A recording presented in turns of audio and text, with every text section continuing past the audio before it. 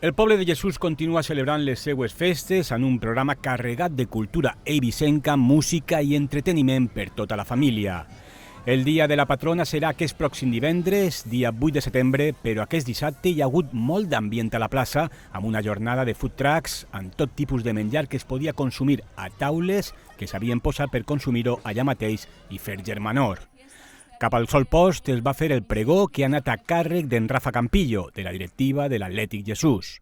Cada dia hi ha activitats, cada dia hi ha coses noves, els boixos, els més petits, que són el que més m'agrada jo, s'ho passaran pipa, veure la cara d'alegria dels boixos és el més important, i per nosaltres, olé i un fort aplausos a Comissió de Festes per tot el programa que han fet.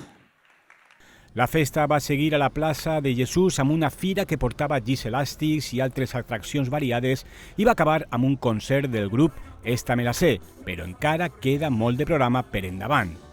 Els food trucks tornaran cada tarda fins al dia 8, dia del poble, però els concerts, excursions, esport, gastronomia i moltes altres coses s'estendran més enllà del dia gran. Per saber-ne més i no perdre res, consultin el programa.